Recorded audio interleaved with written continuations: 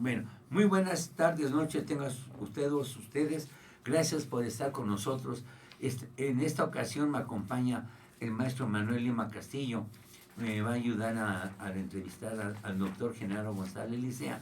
El tema se llama, Manuel, Poesía y Derecho.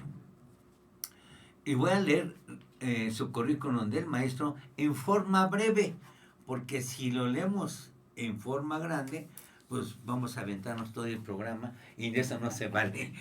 Muchas gracias. Genaro González Licea, abogado, politólogo, doctor en Derecho Constitucional, escritor y docente. Ha publicado un sinnúmero de artículos de fondo sobre temas sociales y literarios, así como más de 20 libros, uno de ellos, Ciudadanía y Derechos Humanos. Aristas indisociables. Se presentó este libro en la Universidad de Pancrato. Déjame decirte, Manuel, que también cursó la licenciatura en Ciencias Políticas en nuestra máxima casa de estudios, del cual me da mucho gusto usted que también sea exalumno de ahí, y maestro del CIDE, y ha impartido diferentes conferencias. Él podía hablar, él nos hace favor de dar cursos ahí con nosotros en el doctorado, en la maestría. Es muy grande su currículum, ha estado en la Corte trabajando durante muchos años. Lo quiero así exponer rápidamente en la Secretaría de Gobernación, también estuvo en la Secretaría de Gobernación, ha tenido distinciones, pero quiero saltarme todo esto porque quiero entrevistar ahorita en este momento, que me ayudes con Manuelito a entrevistarlo, al poeta, y ahí te dejaría yo algunas cosas en el tintero que te tocaría a ti preguntar. También estuvo en el Instituto Federal de Defensoría Pública, en la Suprema Corte, en la Dirección General de Compilación y Sistematización de Tesis, Gobierno del Distrito Federal, Comisión de Avalúos Bienes Nacionales, la Secretaría de Educación Pública, en el Departamento del Distrito Federal, Secretaría de Comunicaciones y Transportes, Secretaría de, ya dijimos, de Gobernación, y Secretaría de Reforma Agraria. Fácilmente podemos preguntarle al doctor algún tema de derecho, porque él da temas de derechos humanos, de constitucional, y yo veo cómo los maneja con mucha facilidad. Le gusta porque además tuvo en la Suprema Corte durante muchos años conviviendo con los ministros, le tocó convivir con varios ministros, y tiene la calidad de ser un hombre muy apacible, tranquilo, pero que tiene el conocimiento como tú, compadre. Manuel, lo que estimo mucho, es un hombre muy sencillo, muy tranquilo, porque todo el conocimiento lo tiene aquí, y eso es lo que usted tiene, sin necesidad de hacer tantas cosas, lo tienen ahí puesto. Igual, Manuel, le he dicho a donde quiera que vamos, que así es él. Entonces, Manuel, acuérdate, el tema es poesía y derecho. Maestro, me gustaría que se presentara para que comenzáramos y que Manuel empezara a interrumpirlo. Adelante. Encantado sobre esto. Bueno, antes que nada, pues muchas gracias, doctor, por darme la oportunidad de estar con usted, convivir. A don Manuel, obviamente, que seguramente nos va a llevar de la mano, igual que usted, por supuesto. A mí, en el fondo, estos lugares me cohíben, ¿no? Yo soy de aula. Sí, sí. En el aula estoy 45, Sí. 46 años impartiendo clase, pero me cohíben. Sin embargo, bueno, pues estamos en esto y encantado de hablar sobre el tema de poesía y derecho. Es un tema que se ha abordado desde muchos ángulos, desde muchas aristas, y obviamente cada cual debe de tener su punto de vista al respecto. Yo los respeto todos absolutamente, y pues estamos en eso. Me hizo recordar eso, ahora que se anuncia sobre el tema, Hace poco estuve invitado en la Feria Internacional del Libro del Zócalo y estuvimos platicando con las personas ciudadanas interesadas en la cultura y a fin de cuentas se acercó un matrimonio y una niña aproximadamente de 6, 7 años, ¿no? Una niña que pequeñita, estaba el matrimonio, empezamos a platicar con el matrimonio, me preguntaba, muy bien, estamos muy contentos. De repente, como siempre sucede, se abrió un silencio. Uh-huh. La niña interviene y me dice, a quemarropa, pero lo sentí como un gancho al hígado, nada más que fue en la boca, el gancho al hígado de la niña. Me dijo, oiga, ¿para qué sirve la poesía? Me paró en seco, sí. Me cimbró. Sí, claro. Sí. Inmediatamente, en una niña, entonces lo que hice, bueno, fue inclinarme para estar, digamos, a la altura, en el respeto a ella misma, platicar con ella y empezamos a hablar sobre lo que es la poesía. ¿Por qué saco esto a colación? Porque en estos momentos, vía ese ejemplo, puedo generalizar con el error que esto implica, nuestras generaciones, o tal vez la arista que me tocó en suerte tener en cultura pública siempre, nuestras preguntas fundamentales no eran ¿para qué sirve esto o aquello? Sino ¿qué es? La pregunta original es esa, la que a nosotros nos hacíamos. La pregunta que en estos momentos tomo como ejemplo, muy bonito ejemplo, el de esta niña, es ¿para qué sirve? Entonces, son cambios muy peculiares los que sentí. Yo creo que hablar sobre la poesía y el derecho, antes de entrar a una polémica, es hablar un poco, ya no con una persona teórica, sino con una persona humana de carne y hueso, ciudadana, caminante y además de a pie. Entonces, hablar un poco sobre qué es la poesía.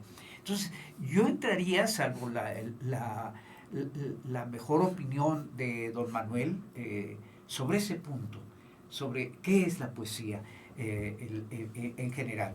No sé qué tenga que decir. Adelante, Manuel, te toca ahora sí. Pues sí, digamos que cuando hacemos la pregunta ¿qué es? Pues entramos a un terreno filosófico, conceptual, y es una pregunta fundamental, o sea, ¿qué es la poesía? Y después continuaremos seguramente con la pregunta ¿qué es el derecho? Y después cómo se relaciona la poesía con el derecho, por qué el tema, la poesía y el derecho, o sea, en dónde está ese punto de conexión entre esas dos disciplinas. Entonces, pues, y tenemos pues a un experto que conoce profundamente las dos áreas y por esa razón es el mejor calificado que nos puede ilustrar. Adelante, doctor, por favor, con la primera pregunta. ¿Qué es la poesía? Muy bien.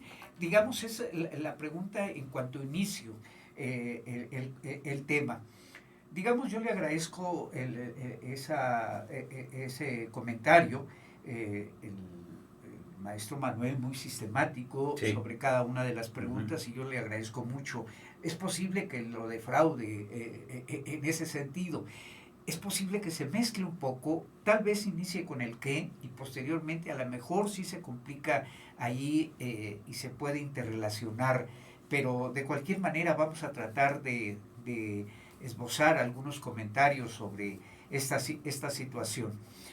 Bueno, lo primero que yo diría es que hablar de poesía, nadie tiene la última palabra. Este es el primer punto para mí importante ubicarlo. La poesía, nadie tiene la última palabra de acuerdo a cómo yo ubico la poesía. La poesía en ese sentido es un misterio. La poesía es digamos, un venero, es el silencio es la voz de ese silencio, del vacío, donde habita precisamente el principio de la palabra, el principio del verbo, el principio del ser. Ese sería el primer, digamos, acercamiento a lo que es la poesía. Es una revelación del silencio. Es del silencio, como ya comenté, del silencio hecho palabra. Y del silencio nació, y si de alguna parte nace el silencio, es de la intimidad del ser, Claro. del ser como tal, es decir, del sentir del alma. Así es. Entonces, la poesía, entonces, más que explicar, en ese sentido, revela. Uh-huh. La filosofía pregunta, responde, se vuelve a preguntar y responde. La poesía no. La poesía se basta a sí misma. Es suficiente a sí misma. Precisamente, entre otras cosas, porque tiene su propia revelación, su propio marco de conocimiento.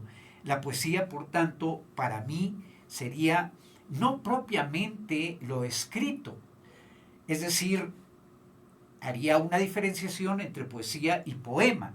Entonces, no es propiamente lo escrito, sino la poesía para mí es el silencio que dejan las palabras, es decir, la línea en blanco de la voz, la línea en blanco que deja el verso. Eso sería para mí la poesía. Por tanto, esa línea en blanco es ese acercamiento y lo que le dice al otro lo que está escrito. Y ahí precisamente creo que entra la pluralidad. Cuando las palabras se asoman con su pureza a los sentimientos del alma, individual o colectiva, la creación poética se hace presente. Entonces, es un lenguaje muy especial en ese sentido, sí, efectivamente, pero nada del otro mundo. Es decir, la poesía es un lenguaje sublime del ser, porque es una parte y una expresión del alma como acercamiento a un sentimiento del alma, y por tanto de todo ser viviente. Es decir, todo ser viviente, ser razonado y el ser que no razona, pero que es un ser viviente. Entonces, esto es para mí el primer acercamiento sobre qué es la poesía. Su lenguaje como tal, por excelencia, en ese sentido, es la metáfora. Creo que es la forma más que nos permite acercarnos a ese sentimiento, a esa forma de expresar ese sentimiento. Entonces la poesía, hago la diferencia por tanto entre lo que es la poesía y lo poético. Lo poético es la piel, lo poético puede mutar tantas veces se quiera. Es decir, podemos tener una poesía que puede ser barroca, podemos tener una poesía en un asomo por medio de la palabra, de los sentimientos del alma en general. Es decir, en ese mismo, digamos, espacio podemos tener una forma poética de muchas variantes. El cómo acercarnos al ser puede cambiar de mil maneras. Góngora le escribiría de una manera, Octavio Paz le escribe de otra, Nezahualcóyotl lo escribe de otra, etc. Esa es la forma, la poesía no, la poesía es ese misterio, es esa parte del alma, es esa parte interna. E incluso podemos hablar de la antipoesía como una forma de escribirlo. Entonces, esa es la forma. En cuanto a la cercanía con el derecho, creo que por ahí es como se han acercado, por el lenguaje, pero es acercarnos por la forma. Y yo creo que el punto más cercano estaría por el alma, por el sentimiento, por la parte que se acercaría al justnaturalismo, si se quiere, es decir, la parte conceptual de los principios como la parte de libertad, la parte de dignidad, la parte de equidad. Eso sería un tanto lo que nos podía enlazar con el derecho. La poesía, por tanto, es una expresión sublime del ser, del ser sin adjetivos, del ser viviente, cotidiano, humano. Si, si aceptamos este razonamiento, que es el que, digamos, trato de transmitir siempre, entonces lo que podemos decir también en congruencia, que en realidad poetas somos todos, porque poetas todos tenemos sentimientos. Sí, claro. Ahora, el problema en esto es en la forma de escribir. Bueno, es algo así. ¿Quién no puede hacer una silla? Bueno, pues todos podemos hacer una silla. Sin embargo, el carpintero que se dedica a hacer sillas hace una silla mejor que yo. Todos tenemos sentimientos y podemos expresar, y cada quien lo expresa de una manera. Mi forma de ver la poesía es así. Poetas somos todos, porque la poesía en el fondo es sentimiento. No confundo, por tanto, no sé si soy lo correcto, lo que es la poesía y lo que es lo poético, la forma de escribir esa poesía, que son distintas. Entonces, para mí, ese es el primer acercamiento que yo haría. Un pescador tiene sentimientos, y un pescador para sí mismo hace sus propias oraciones, sus propios dichos, sus propios comentarios, y son poéticos. Sí, claro. Un campesino habla en forma poética, así sea de una manera muy especial en un momento determinado, ¿no? Vamos a caminar con el claro de la luna. Esa es una metáfora, sí, doctor. Es una metáfora. Eso es una metáfora. Sí. Y la dice un campesino cualquiera. Sí, claro. Claro, Sí. el poeta lo hace constantemente, Sí, claro. como forma de vida, en su escritura. Sí, bueno, el campesino tiene que pescar, el campesino Sembrar. tiene que sembrar la tierra, ararla, el pescador tiene que pescar, ese es su trabajo. Claro. Pero de que tiene una raíz poética, la tiene, Sí, claro. ¿no? Pues bueno, don Manuel, doctor, Este, esto sería el primer acercamiento. maestro, yo para más mí. poético, entonces, ¿qué es poético?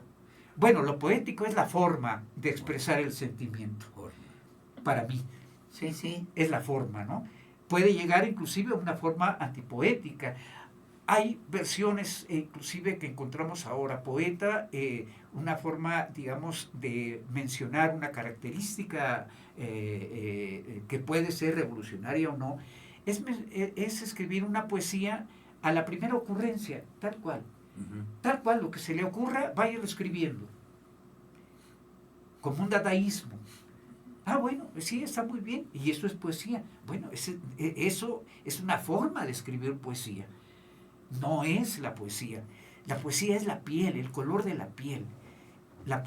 Lo poético. La poesía es el alma.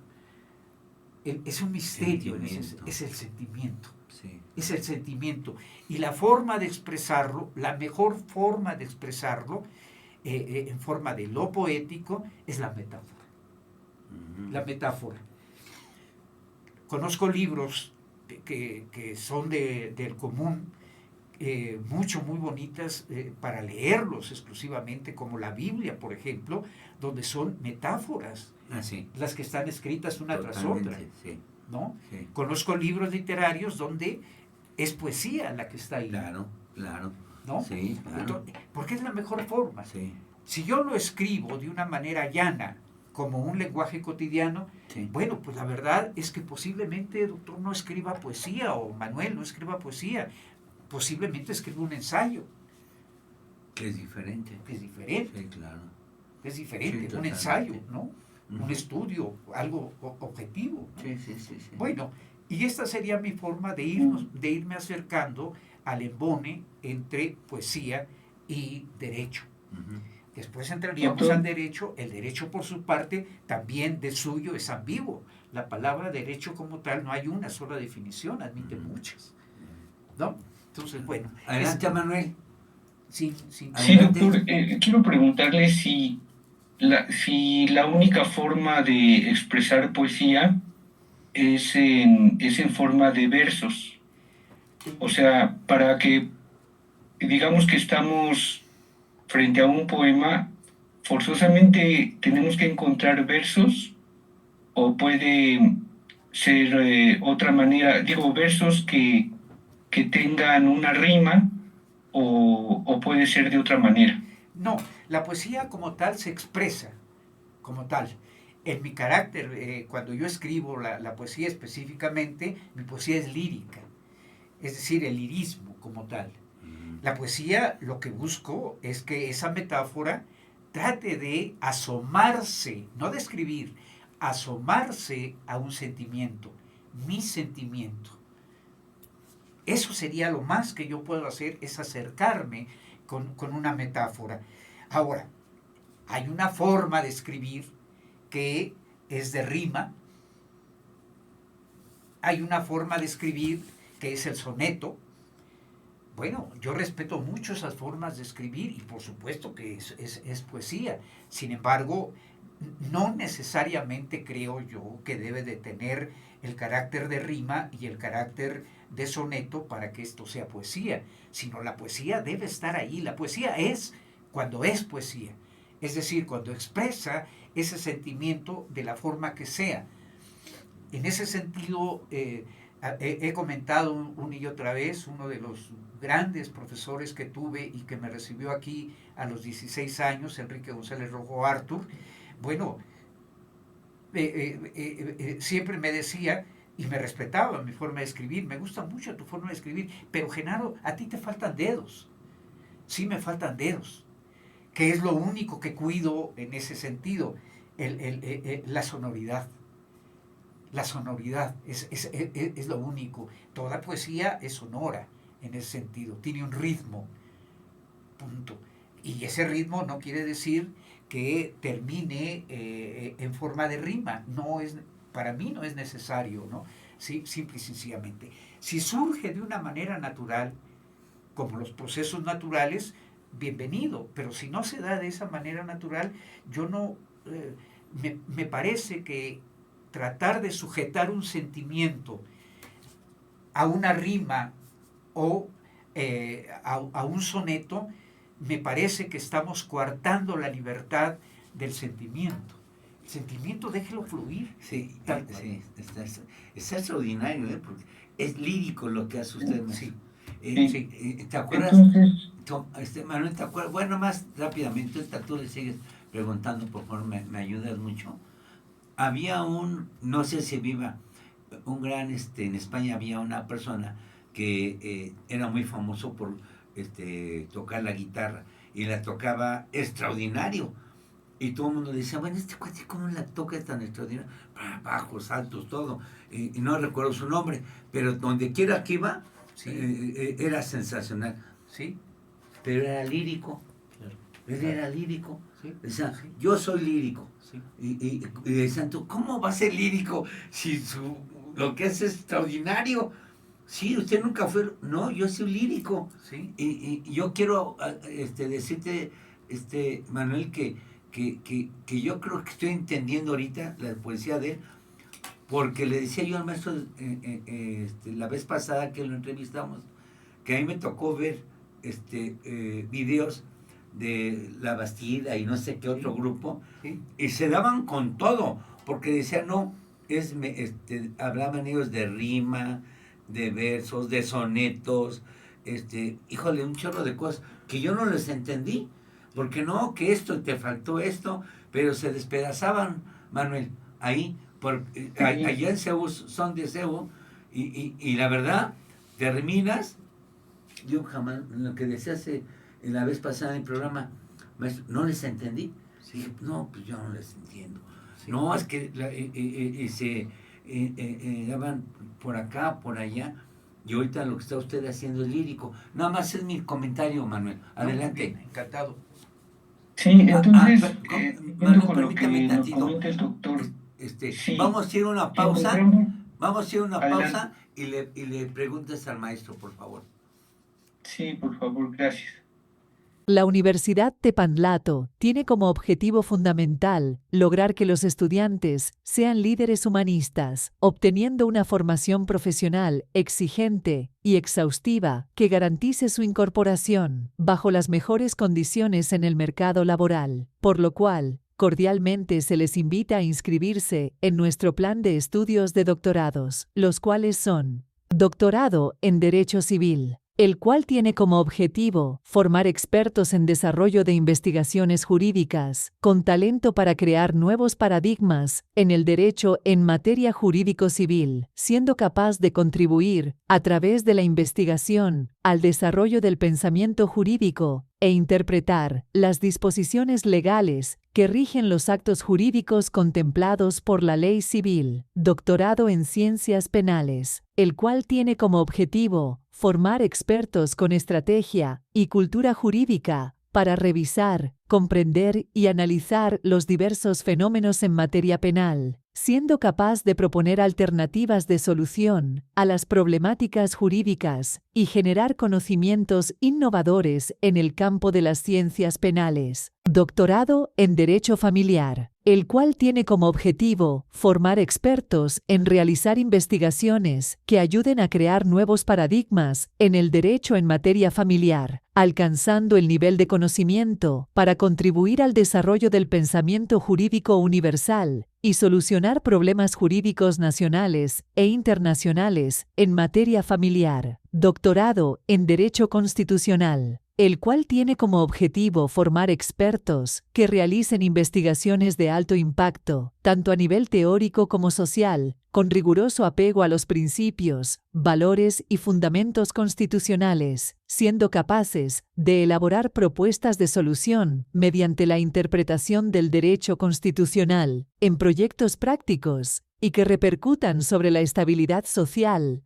Cabe mencionar que nuestros doctorados se imparten dentro de nuestro campus, ubicado en Baja California, 157, en la colonia Roma Sur, a 2 cuadras del Metro Chilpancingo. Para mayor información, se les invita a comunicarse al número 55 60 26 41 88, de lunes a viernes de 8 de la mañana a 5 de la tarde. Y los sábados de 7 de la mañana a 1 de la tarde. Sale. Adelante, Manuel. Muchas gracias. Venimos de una pausa y recuerden ustedes, estamos entrevistando al doctor Genaro González Licea. Adelante, Manuelito. Gracias, doctor. La pregunta es, digamos, nos hizo énfasis en la metáfora, que la metáfora es, digamos, la parte expresiva de la poesía y que no debemos limitarnos a una cierta forma para considerar que estamos frente a un poema siempre y cuando pues exprese el sentimiento de una persona. Entonces yo le quiero preguntar si encuentro yo una metáfora en una prosa, en un texto, en forma de prosa, si a eso le puedo llamar poema. Sí, poesía en prosa. Hay toda una corriente y un estudio de la poesía en prosa. Sí, efectivamente. Creo que la metáfora como tal es el elemento más idóneo para acercarse a un sentimiento. Yo no ubico, francamente, la poesía entendida como ese misterio, esa efervescencia donde nacen los sentimientos que están ahí y que se expresan por una necesidad, y esa forma de necesidad tener que ponerle algún calificativo o algún candado o o cortarle de una determinada forma. Por supuesto que hay distintas corrientes al escribir ese sentimiento, pero esas corrientes, yo insisto, son formas de acercarnos a sentimientos como tal. No es la poesía, son las formas de escribir. Las formas de escribir cambian con el tiempo. De hecho, las vanguardias que se forman nacen de ahí. Nacen, las vanguardias literarias, poéticas, nacen de ahí. La generación del 27 nace también como un elemento, en España, la generación del 27, pues digamos de contrapeso a Góngora en su momento, y así sucesivamente. La parte social se va manifestando en esos sentimientos, de un sentimiento ya no solamente el sentimiento individual, sino es el sentimiento colectivo. También es la otra parte de acercarnos también vía la metáfora. Creo que es la forma más idónea y la podemos encontrar de mil maneras. La poesía en prosa, por supuesto que está ahí. Por excelencia, digamos, la poesía en ese sentido es corta, es un tanto hermética, precisamente porque la metáfora encierra a veces compendios enteros. Entonces, esa es para mí la parte y la riqueza de la poesía como tal. E insisto, si la rima se da de una manera natural, qué bueno que se dé y que flote de esa manera. Moriré, un día moriré, nadie me buscará más que mi sombra, la infinita sombra que habité, una sombra, esa sombra, mi sombra, que un día también me olvidará. ¿Qué estoy haciendo ahí? Bueno, de una manera natural, no porque lo quise, hay varias terminaciones en rima. Sin embargo, no es la intención para mí. Así se da de esa manera natural y lo dejamos, como cuando el río busca su propio cauce. Entonces, para mí esa es la parte fundamental. La forma que exprese yo ese cauce no implica que sea el venero y el origen del río, sino es la forma como yo deseo acercarme a él. Pues eso es un tanto lo que yo diría, don Manuel. Oiga, doctor, y eso que pronunció ahora con rima, ¿eso ya es un texto escrito o ahorita lo hizo espontáneamente? Es un texto escrito, efectivamente, que siempre escribo mucho, muy breve, y ahorita tocando el tema dije, bueno, aquí salió a golpe de vista, vi que había demasiados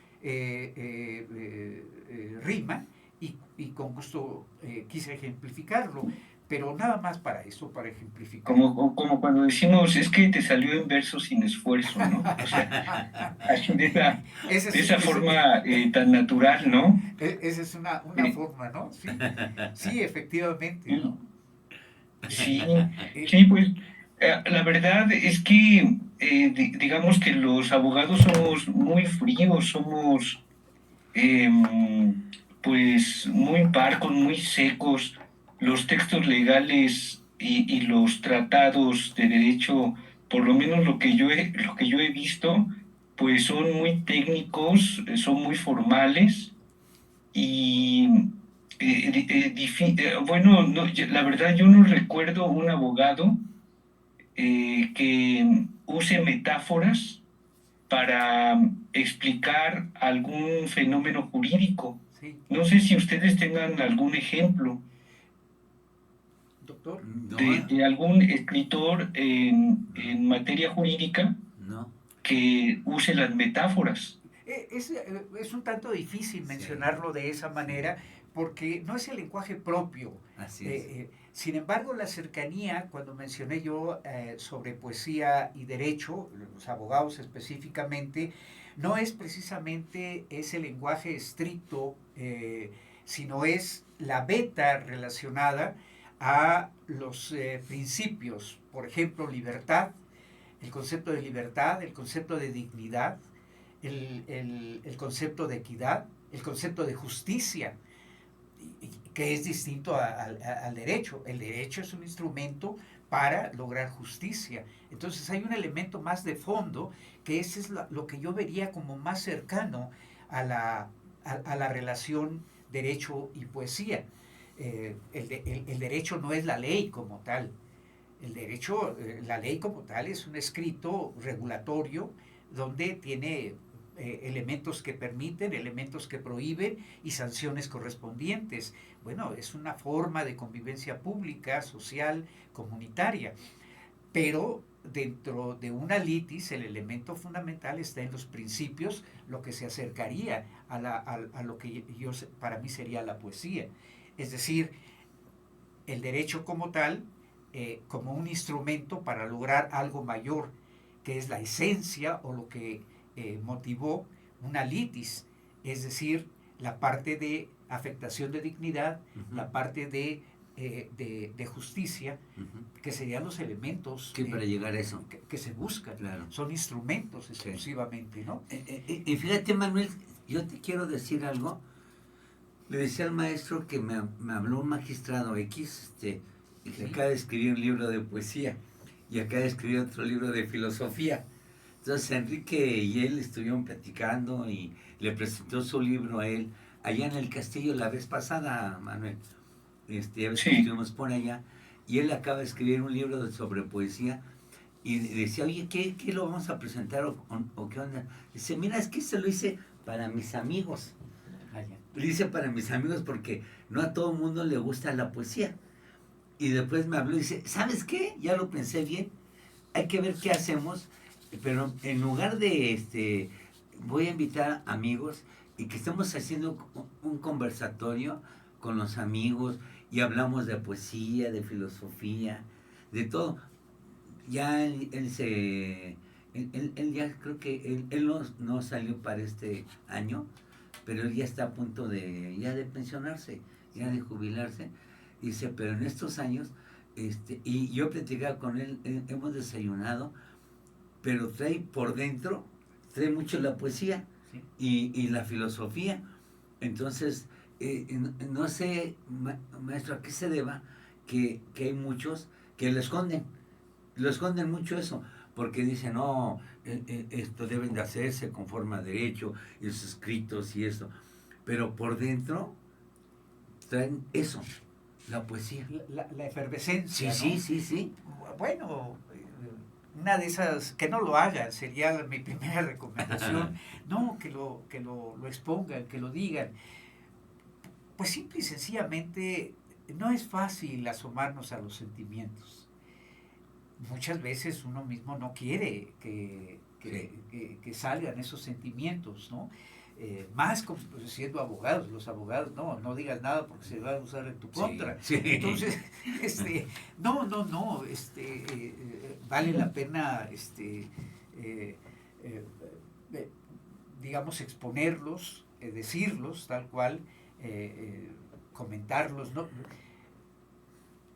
Pero muchas Sí, veces yo más bien, los más mismos bien veo que quien usa metáforas donde se acercan más a los derechos humanos son los poetas, los escritores. O sea, los escritores se refieren a los derechos humanos de manera metafórica e idealista. Por ejemplo, recuerdo aproximadamente un pasaje del Quijote que se refería a la libertad sí, y decía que la libertad es uno de los dones más preciosos que los cielos dieron a los hombres.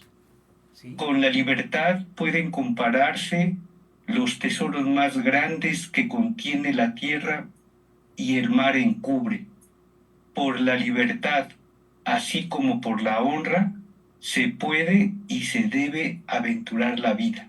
sí, Por ejemplo, ¿no? Es que, digamos, es un famosísimo escritor que toma uno de los más grandes derechos humanos, que es la libertad, sí, y usa el concepto de forma poética, ¿no? sí. Entonces, creo que los escritores son quienes ponen mayormente ese punto de conexión entre el derecho y la poesía. No sé cómo lo vean. Claro, la libertad pura como tal no existe. Siempre en la parte social y en el derecho tiene un calificativo. Es decir, ¿por qué? Porque en la parte del derecho están los límites específicos de no afectar al otro. Sí. Todos. Entonces la libertad que se tiene siempre pensando también en el otro en términos del derecho. Ujú. Porque en términos de poesía yo les diría una cosa más. Libertad no conozco, más que la libertad de estar preso en mí mismo. La libertad, por tanto, en ese sentido, es un encadenamiento que uno mismo tiene. Entonces, ese sentido de la libertad, por ejemplo, que expresa Cernuda o que expresa Neruda, es una libertad distinta. La libertad de Neruda es esa libertad de búsqueda, de libertad social. La libertad de Cernuda, al contrario, es esa libertad donde dice, no, momento, la libertad como tal es estar preso en ti mismo. La libertad no la conozco. Libertad no conozco más que la libertad de estar preso en mí. Entonces, es el reverso de la moneda en cuanto a la libertad. Y estamos hablando de un mismo punto. ¿Cuál es la diferencia? Una libertad social y una libertad en el sentido individual, ¿no? Entonces, ahora, hablarle en términos del derecho, entonces está la calificación siempre de la libertad con relación a algo, a cualquier cosa, la libertad de pensamiento, la libertad de, siempre etiquetando la libertad, porque se regula. Sí, está regulada. Y al estar regulando, les contesta el poeta, entonces la estás atando. La libertad no conozco más que la libertad de estar preso en mí mismo. ¿Sí? Entonces, sí, claro. Vean los reversos, o sea, según la expresión. Y esa cercanía es el embone que puede encontrar con la parte de la poesía, ¿no?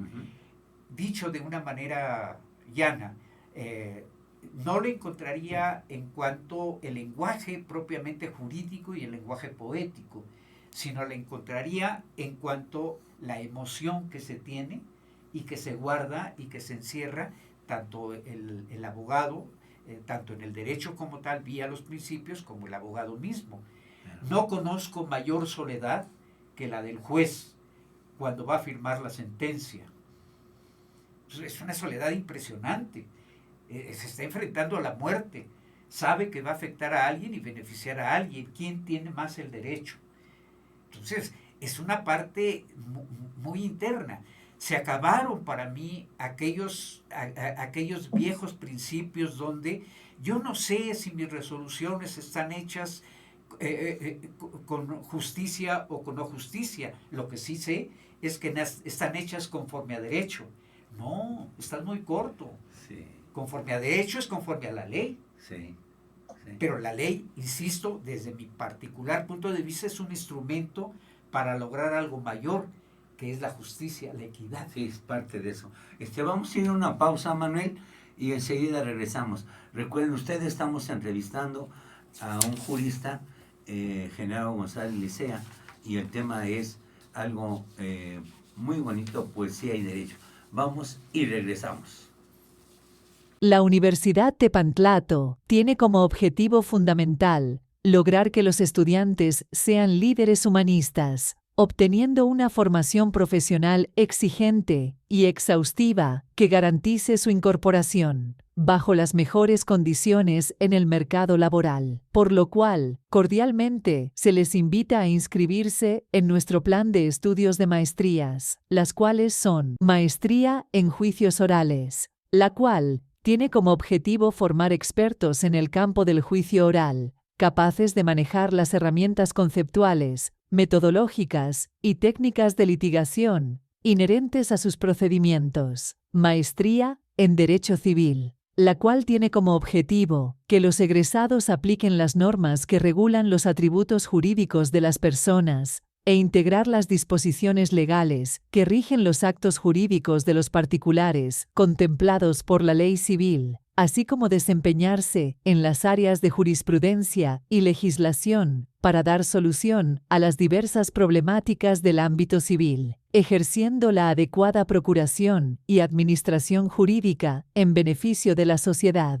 Maestría en Ciencias Penales, la cual tiene como objetivo formar maestros expertos sumamente competentes para analizar las ciencias jurídico-penales y solucionar problemas relacionados tanto con la comisión de delitos como con la tipificación de las sanciones aplicables, de acuerdo con las normas que en materia penal existen. Maestría en Derecho de Amparo, la cual tiene como objetivo formar maestros juristas capaces de analizar, aplicar y transmitir el derecho de amparo con un sentido ético y humanista a través de los principios constitucionales y legales del juicio de amparo. Maestría en Derecho Familiar, la cual tiene como objetivo formar maestros de excelencia que observan los derechos humanos consagrados en la Constitución Política de los Estados Unidos Mexicanos, bajo la preferencia de normas internacionales en los procedimientos de la materia familiar. Cabe mencionar que nuestras maestrías se imparten dentro de nuestro campus, ubicado en Baja California, 157, en la colonia Roma Sur,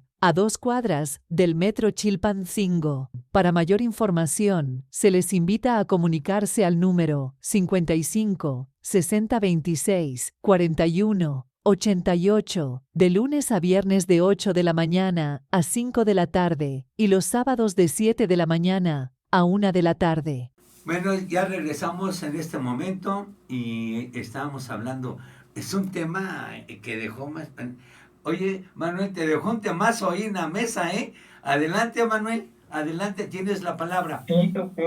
Sí, doctor, pues realmente sí, los temas de derechos humanos se pueden tratar de forma poética.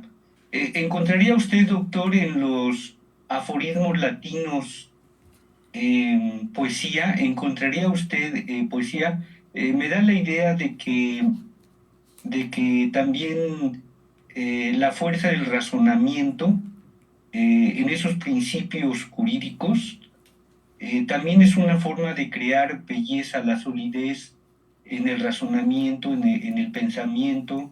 Sí. No sé si podemos encontrar poesía en esos aforismos latinos, por ejemplo, cuando nos dicen dura lex et lex, ¿no? La ley podrá ser dura, Sí. pero es la ley Sí. y hay que cumplirla. Sí. Digamos, podríamos decir que encontramos poesía ahí, o serían simplemente textos legales, No, doctor. para nada. Perdón, no sé si desee comentar algo. No. No, para nada, al contrario. Claro que sí, ahí está precisamente el punto de unión con entre derecho, los principios como tal, y lo que es la poesía, el aforismo. ¿El aforismo qué es? El aforismo es una sentencia, son señalamientos breves, directos, razonamientos directos, pero obviamente que son metafóricos, prácticamente todo aforismo. Y de ello hay diccionarios inclusive completos de aforismos. Pero los aforismos como tales son aforismos cerrados. Es decir, son sentencias cerradas, como el que acaba de mencionar, efectivamente, son cerrados.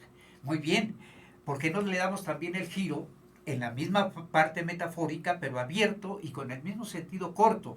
Que no sea cerrado, que no sea un aforismo, que sea un aflorismo, es decir, que aflore, no que cierre. También es la otra posibilidad. Y aquí me recordó a don Carlos Castilla del Pino, un profesor mío de toda la vida español. Él me decía el mexicano, por cierto. Él terminó, digamos, en la curul de la persona que escribió Viaje a la Alcarría, de don Camilo José Cela, en la Real Academia Española. Tiene infinidad de libros. Y precisamente una de las formas casi de terminar, digamos, su ciclo de vida, ya falleció, fue no con aforismos, sino con aflorismos. No sé si logró acuñar o no el concepto en la Real Academia Española, pero es muy interesante la idea, Sí, porque queda abierta. Sí. Insisto, la idea fundamental que se tiene ahí es que el aforismo, sí, efectivamente utiliza, digamos, imágenes, utiliza las metáforas, pero es cerrado. Es la brevedad y cerrado. Uh-huh. Es un pensamiento cerrado como tal. El aflorismo como tal sería abierto, que permita una reflexión distinta, que no cierre en ese sentido. Bueno, esa es una idea que me hizo recordar don Manuel, usted precisamente con este comentario que hizo, pero por supuesto que el aforismo antes, para no calificar, digamos, de error el problema si eso es poesía o no es poesía, lo que le diría sin duda que es un carácter literario, el aforismo. Y posteriormente le diría también, claro, está cargado de poesía, está lleno de poesía, ¿no? Sí, Ese tipo de sí, principios. sí, pues porque además creo que la solidez de ese pensamiento lógico, creo que también crea belleza porque es tan fuerte, digamos, cualquier principio jurídico que, sobre todo de la cultura latina, pues son, como dice bien, sentencias que tienen su belleza en su fuerza de razonamiento lógico, que además pues son prácticamente irrefutables, ¿no? Irrefutables. Cuando se dice por el tribunal, dame tú los hechos y yo te daré que yo te daré el derecho, ¿Sí? pues es algo pues muy fuerte desde el punto de vista lógico. Claro. Y no sé si usted pudiera darnos algunos otros ejemplos de textos en donde podamos encontrar poesía, doctor. Bueno, es, digamos, muy así de memoria, no lo ubicaría, ¿no? El tema fundamental es el que podemos hablar sobre una situación como esta, de la brevedad. En lo personal, ya que estamos hablando del aforismo, me gusta mucho el aforismo y me gusta la brevedad en la poesía, sin buscar que tenga rima o no. Esta no es una preocupación. Mi parte lírica es por excelencia. Lírico no significa a la buena de Dios, como se comenta, o bien por sentido común. No, la lírica simple y sencillamente es la forma de darle cauce a el sentimiento, tratando de describirlo o de acercarse lo más que se pueda a él. Nunca se acercará a describir un sentimiento, es muy complicado. Es un elemento que, ubicado con el derecho, pues no admite prueba. El odio, ¿cómo admite prueba el odio? El hecho de que yo haya golpeado a una persona no me prueba que yo lo odie. Lo que me prueba es que lo golpeé. El sentimiento no tiene en sentido estricto prueba. No hay prueba para ello. Bueno, un ejemplo inmediato de lo que estamos diciendo es precisamente cómo se armó, cómo se construyó el divorcio incausado. Basta y sobra que me digas, ya no hay causales. Basta y sobra que me digas, ya no lo quiero, para que el juez inmediatamente divorcie. Y nos vamos a litigio por años o me allano ahí mismo al pliego de peticiones. Entonces, ese sentimiento no admite prueba. Puede surgir un varón o una mujer de las que se va a divorciar que diga, bueno, está bien, pero es mi derecho que me diga por lo menos por qué. No, no, pues no te lo digo. Sí, Simple y o sencillamente cuando, ya no quiero estar o cuando contigo. hablamos, ¿No? perdón, o Entonces, cuando hablamos de la justicia, por ejemplo, ese aforismo, cuando se dice dar a cada quien lo que le claro, corresponde, sí. pues es algo también cerrado, pero también contundente. Sí. No sé si usted recuerde algún texto que nos hable de la justicia. Bueno, así de quemarropa, digamos, la justicia no, podemos hablar un tanto de la injusticia en contrapartida. Y entonces en la injusticia podemos hablar de temas tan cercanos como en alguna ocasión lo hicimos, como por ejemplo la situación de los migrantes, como por ejemplo de los Así. desaparecidos, Sí, son sí. injusticias. Sí, Entonces, claro. podemos hablar del contrario inmediatamente, ¿no? Entonces, eh, la riqueza, por tanto, en este cercanía y en este hablar de poesía y derecho, inicié con un comentario que lo reitero en estos momentos. No hay la última palabra en ese sentido. Hay una pluralidad en las formas de expresarlo. Pero el lenguaje como tal, que es lo cambiante, que sería, digamos, cómo se escribe la poesía, no es la poesía, sino es cómo se escribe, y eso es cambiante. Entonces, el lenguaje como tal, ese sería la posible cercanía con relación al derecho, pero no a la poesía. Eso esa forma de escribir la poesía es eso, es una forma, no es la poesía, es la forma de acercarse a la poesía. La poesía, insisto, se basta a sí misma, es la efervescencia, es el silencio, es donde nace el sentimiento, es lo que provoca el sentimiento, y por tanto, en el fondo, es un misterio. La poesía, en ese sentido, es una revelación. El lenguaje es la forma de acercarnos. Alguien que quiera ubicar el embone exclusivamente en el lenguaje, me parece que se queda corto. Uh-huh. Sí, va más allá esto. Claro que sí, porque el lenguaje cambia. Sí. Y ya dije, Góngora escribe de una forma poética, por eso hago la distinción sí. entre la poesía y lo poético. Sí. Escribe de una determinada forma, uh-huh. ¿no? Octavio Paz de otra, sí. Neruda de otra. Cualquier autor que me diga, escriben de distinta manera de acuerdo a la época. Sí, totalmente. Fíjate, Manuel, que estaba yo pensando ahorita con lo que dice el maestro, y yo vuelvo a insistir como el pasado programa, ¿sí? Se ha perdido. A mí me encanta que sea esa poesía lírica, ¿eh? ¿Por qué? No necesita de llevar, como le digo cuando estuve escuchándolo, que de rima, que de soneto, que sonoridad, y que, no sé qué tanto ahí. Y nomás te digo una cosa, le puedes decir a la persona que tú quieres o amas o deseas lo que tú quieras, amor, amor. Y ya está haciendo poesía, sí, sí. Porque le estás diciendo algo sí. De sentimiento, sí. Lo que usted sí. Dijo, sí. Es sentimiento, sí. Amor. Y ahí me recuerda X palabra de una película de hace años que decía la tercera palabra. ¿Y cuál era la tercera? El amor, que es bellísimo.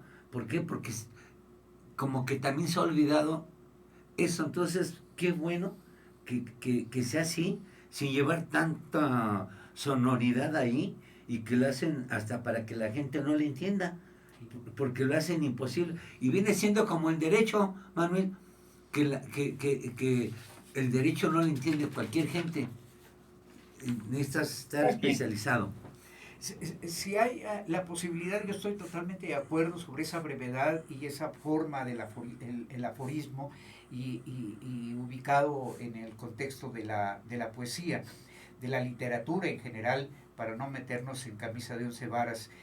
Esa expresión que usted acaba de mencionar, el amar, creo que es un sentimiento, muy, muy profundo, ¿sí? Y muy humano en ese sentido, ¿no? Y en cualquier nivel. En cualquier nivel. Es lo que decía usted, nivel, ¿no? que es el sentimiento, la poesía es sentimiento. Exactamente. Y todos pueden hacer poesía sin saberlo. Sí. Tú le puedes decir a alguien, a la mujer que quieres, a la mujer que deseas, como tú lo quieras hacer.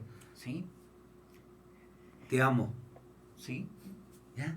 Yeah. Bueno, ahora vamos a utilizar la misma palabra.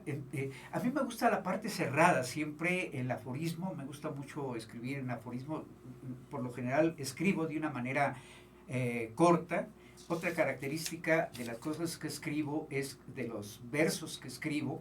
Versos se llaman las líneas, no he entendido que rimen, sino el verso como tal. Es el reflexivo, básicamente el que me lleve a esa reflexión. Uh-huh. Ahora, una persona que ha amado demasiado de edad, y amado no significa exactamente a un ser humano, puede ser una piedra, amar, la palabra amar en su conjunto, amplia, ¿no? Entonces, imagínese que una persona ya de los ancestros que le diga lo siguiente: mi carne seca de tanto amar, mi carne seca de tanto amar, mis huesos molidos sobre el polvo, la humedad es la piedra donde duerme el mar.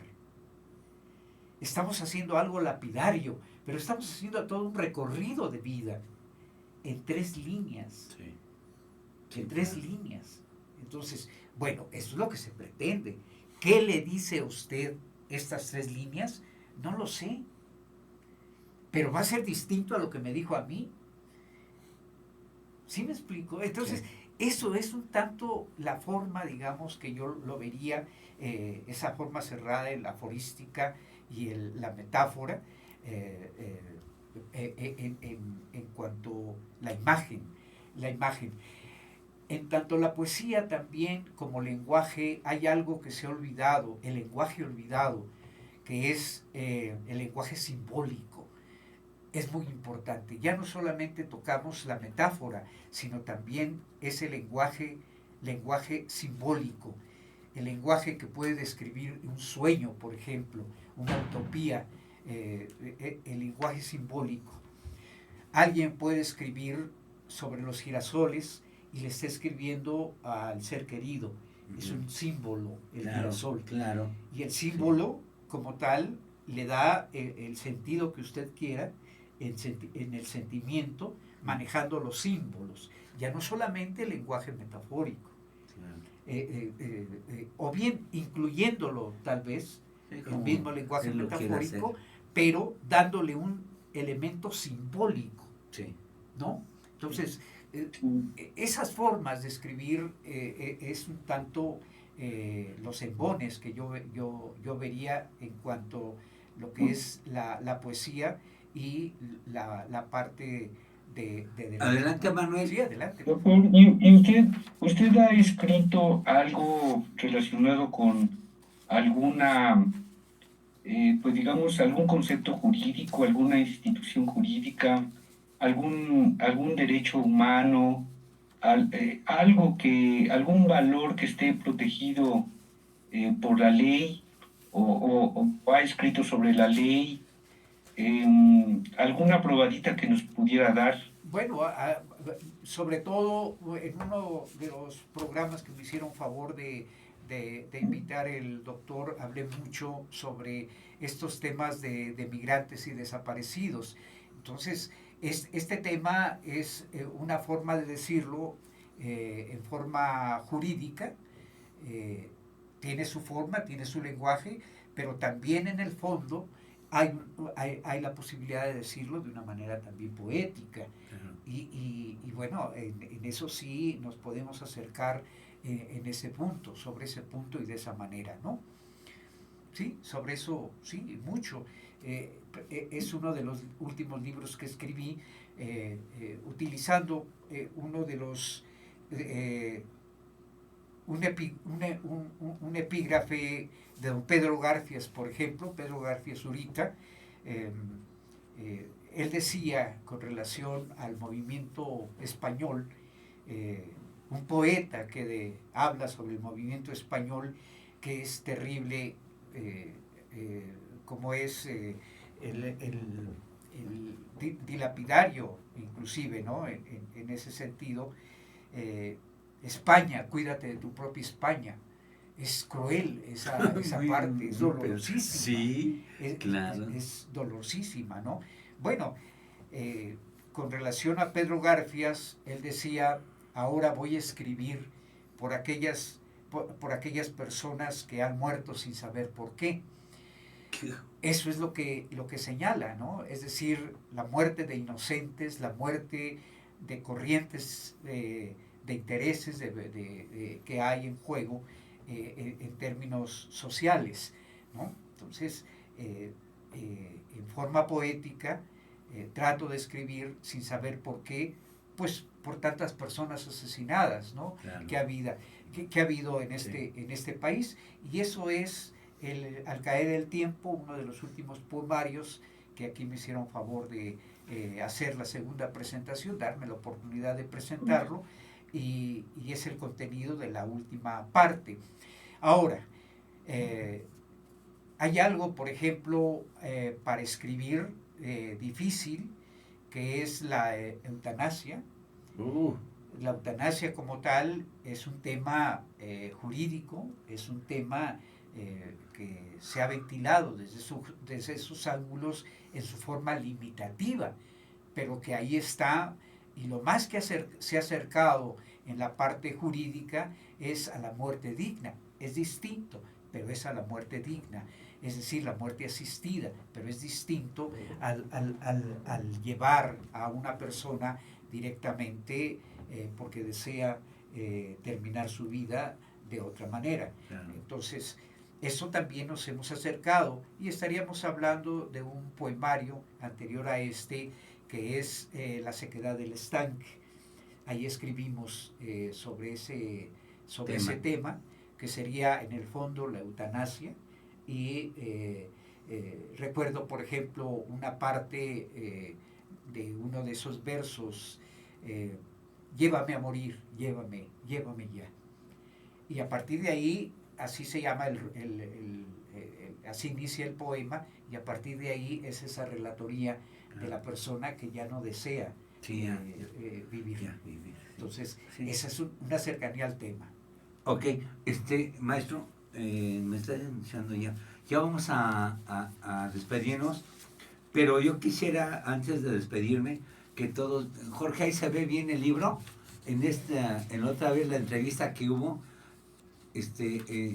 al caer el tiempo, Genaro González Licea, ahí está, y va a ser la segunda edición, y pues ahí está. ¿En dónde se consigue, maestro? ¿O dónde se conseguía? Porque ya se acabó. ¿Dónde se conseguía? Porque ya vamos por la segunda edición, pero con todo gusto, seguramente aquí mismo, esta universidad que siempre ha sido tan generosa, seguramente aquí mismo, ¿no? Ok, con todo y le vamos a poner sus redes sociales del maestro. Doctor, muchas gracias por darnos su tiempo, por darnos esta cátedra sobre poesía, y yo me quedo con la poesía lírica, maestro. Yo me quedo con la poesía lírica, porque los otros son muy duros. Le digo que me estuve casi 2 horas tratando de entender, no les entendí nada. Dije, no, y aquí es rápido, así es. Digo, después de ese autor, que es uno de los más grandes guitarristas del mundo, y decían, ¿y dónde se preparó usted? ¿En qué lugar de España? No, yo soy lírico. Y a todos los dejaba así. Increíble. Era, en todo el mundo hacía cosas. No recuerdo su nombre. Pero lo que le digo, me quedo con la poesía lírica. Manuel, ¿con qué te despides para irnos ya? Pues nada más decir que hoy aprendí que el derecho se puede escribir de otra forma. Pues muchísimas gracias. Claro que sí, muchísimas gracias. Por mi parte, muy agradecido con usted, con don Manuel, con este conversatorio y obviamente con esta gran oportunidad y esta gran ventana. Maestro, me gustaría que si me dé este libro para Manuel, ¿sí? Te lo guardo para mañana, Manuel, ¿sí? Sí, por favor, sí, quiero leerlo. Sí. Quiero leerlo. Y muchas gracias. Bueno, pues buenas noches, sea usted feliz y nos vemos próximamente con el doctor. Vamos a doblarle la mano para que esté con nosotros más adelante de nueva cuenta. Gracias, buenas noches y sea usted feliz. Maestro. Muchas gracias. Gracias, doctor. Agradecer, simple y sencillamente agradecimiento. Ese es mi sentido de gratitud. Una gran ventana y a la orden cuando ustedes me digan. Adelante, buenas noches a todos. Gracias, producción. Buenas noches. Buenas noches.